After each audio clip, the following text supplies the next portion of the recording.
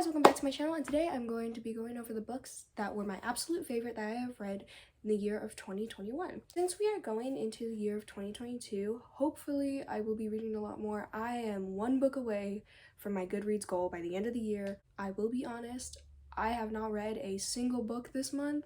I don't know why, I just have not been able to finish a book. My current read right now, I haven't put on my Goodreads, but I'm currently reading Layla by Colleen Hoover, and it's a good book so far. I just have not been able to get into reading lately, and I think it's just because of everything that's going on in my life right now. So I'm not going to go in any specific order. I'm just going to go into books that I personally really liked, on whichever ones I see on my shelf first.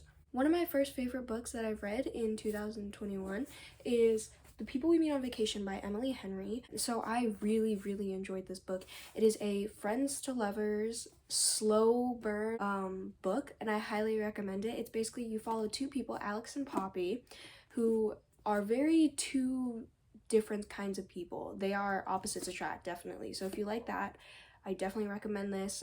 They basically have been friends since college, and for a week every summer they go on a vacation together, and they lost contact within each other for a couple years, and Poppy decides to revive whatever they had by inviting him on one more trip. So you follow the story on that, and it's also multiple timelines, so you go between alternating timelines if you like that. I personally really like that in books, so I really enjoyed this. I gave this a 4 out of 5, I believe, and I probably would have given it a higher rating if I were to have read it consistently, but it took me a little bit to read because I was in a reading slump from the book I read before this. On the opposite note of very rom-com-y cute romances, If He Had Been With Me by Laura Nowlin. But this was one of the first books that got me into reading in general. The first book that got me into reading, I actually didn't like it, but we don't talk about that. This book made me cry. I remember after I finished reading this book, when I was in the car, I would just think about a specific sentence in a chapter, and my heart would hurt. Like, this book tore me apart. I absolutely love it, and I recommend anyone. I got this cover, by the way. Yeah, this book is so good. I recommend it. It is a slow burn romance between childhood friends. They were childhood friends, and then throughout the years of high school, they do not talk, or they barely interact. It's their love story, and this story is just very heartbreaking, heart-wrenching. It's a beautiful story. I recommend it. Do search up the trigger warnings though, because there is sensitive content in this book. While we're still rolling on the sad notes, the next book that I gave this book a 5 out of 5, is My Heart and Other Black Holes. This book, if you can't tell, it's a fairly short book. I read it within a day. You can see I have it tabbed and everything. This is trigger warning for suicide, depression. This is about two teenagers that end up meeting up to create a suicide pact, and they fall in love. And personally, I partially was scared to read this because I didn't want it to be like they depend on each other in order to survive, because that's not a healthy mindset, and it definitely was not that. I personally don't think that's how this ended up being. I think it was executed very well, and I think everybody should read this when you're in the right state of mind, and it's a really good book, and I recommend it. I'm not going to be explaining too much about the books today because I kind of want people to go in more sort of blind, so I give a very brief synopsis, and then you can go on and decide whether or not you read it. The next book, we Are Not Surprised. It's my all-time favorite book in the entire world, and that is Today, Tonight, Tomorrow by Rachel Lynn Solomon, my favorite author. This book, yeah, I don't need to explain myself. It's so good. It takes place in 24 hours. It's enemies to lovers, academic rivals to lovers specifically.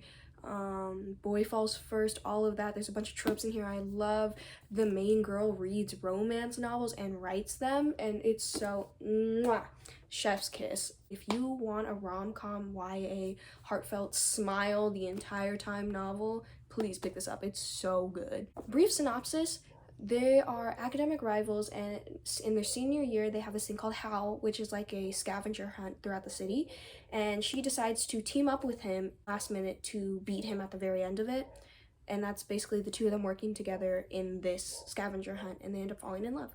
Book, I'm only going to talk about the first book because I've only read the first book, and that is Shatter Me by Tahereh Mafi.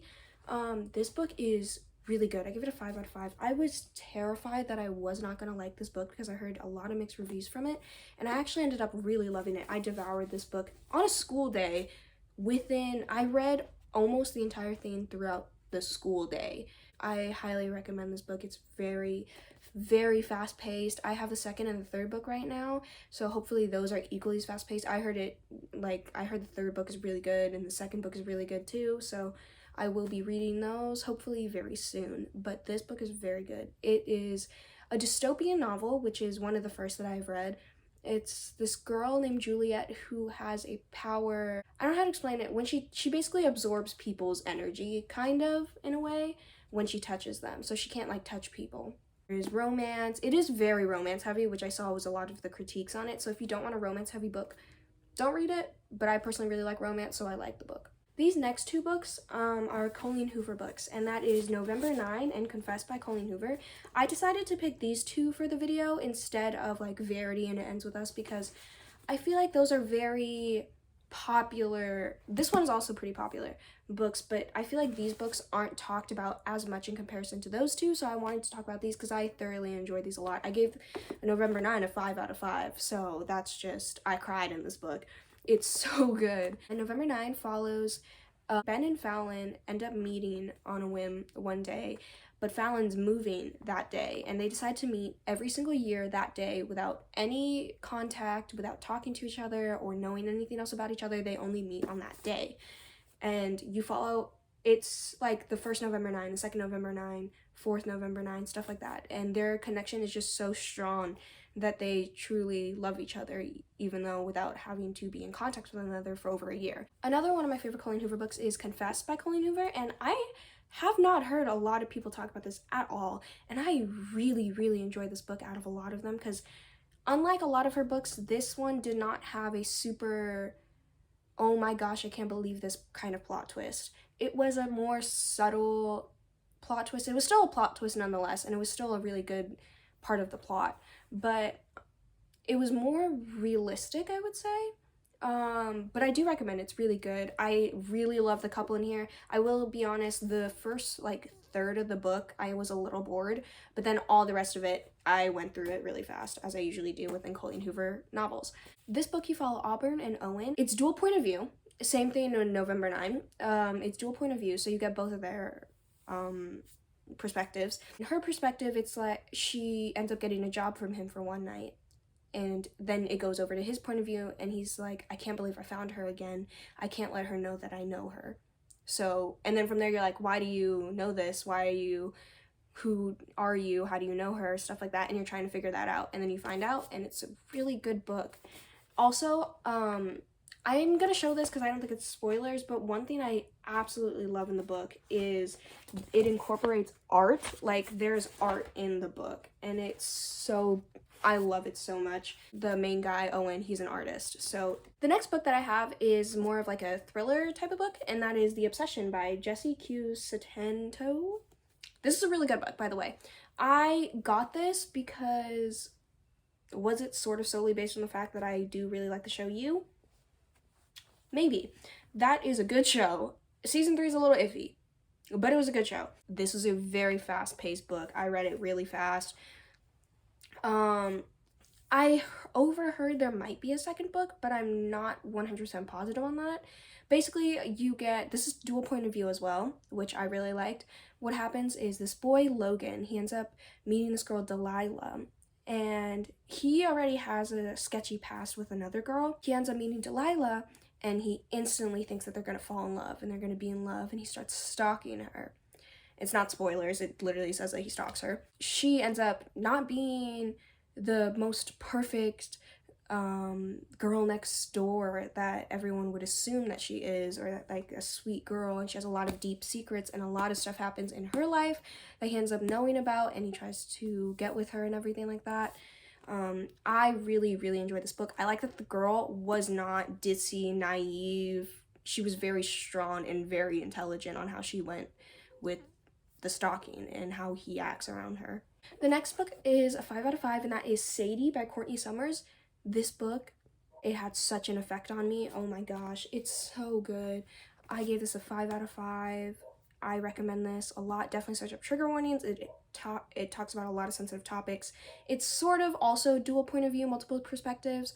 You follow a podcast or radio show, and then you follow Sadie's point of view. Basically what happened is Sadie's little sister was murdered, and they never found the murderer, and Sadie goes out to go find and kill the murderer because she knows who it is.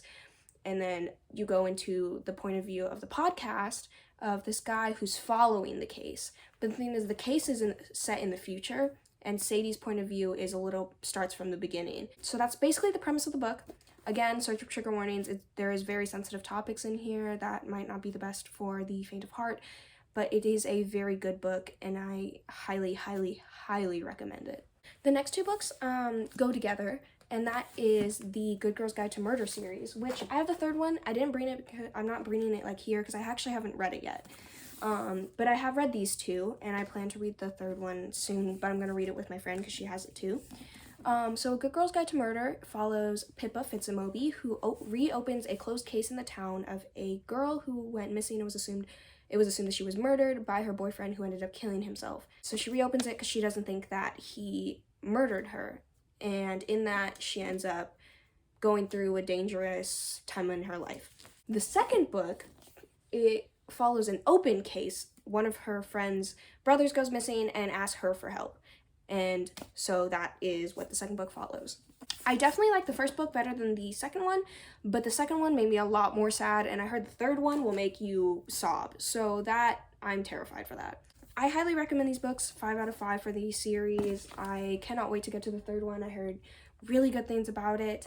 And basically, yeah, that's the premise of these two books. It was the first mystery thriller YA novels that I read recently, and they have a special place in my heart. This is my comfort series. So, yeah. The next book I have are These Violent Delights by Chloe Gong. Oh my gosh, this book is so good. I say that about every book that I'm going to talk about here, but this book is so good. It's a Romeo and Juliet retelling. I have the second one, and it's a signed copy. I got the last signed copy in my Barnes & Nobles. I'm not a huge fan of fantasy, personally, but this was really good. It's in third person, and the world building is so good. The imagery is amazing. I like the details and everything. The two love interests, I'd give up anything to be with either or of them. They are so fine. Anyway, it's a Romeo and Juliet retelling, but with fantasy, and it's also Asian representation, and it deals with rivaling gangs. The two heirs and heiress, they end up partnering up together to try and figure out what's going on. There's basically a monster that's making people rip out their own throats, which I know, it sounds so... Anyway, I'm going to stop fangirling. This book is just really good. I highly recommend it. The last book I'm going to talk about today is The Way I Used to Be by Amber Smith. This is a very, very heavy book. Me and my friends, like a good amount of my friends read this book. We all talked about it. It is heavy from beginning to end. It is a great read. It is well written, and I related to the main character in a lot of ways, and this book was very good. I read it very fast. It follows the story of the main character who ends up before her freshman year of high school, gets raped by her brother's best friend, and she doesn't tell anyone, and it's her dealing with the trauma and her mental health from freshman year, sophomore year, just all the way up until her senior year. Overall, I highly recommend this book. It's very good. It's well written. I definitely want to pick up a lot more books from this author. I think this is her best-selling book, though. I do believe that. But I am very interested in reading her other novels. So those are all the books that I'm going to talk about today. These were a lot of my favorites. I would say 2021 was a very good reading year. There weren't that many books that I didn't really like. And I honestly, honest to God, could have talked about so many more books, but this video would be so long, and I don't plan to do that. Anyway, I really hope you enjoyed this video. Hopefully, I will be out of my reading slump. I will not be doing a reading wrap-up for December for obvious reasons, unless I just randomly end up reading books every single day until the end of this month. I don't know if that's gonna happen. If you enjoyed this video, please like and comment down below what other videos you want. Also, make sure to subscribe, because that would be really cool. I will see you next time. Bye!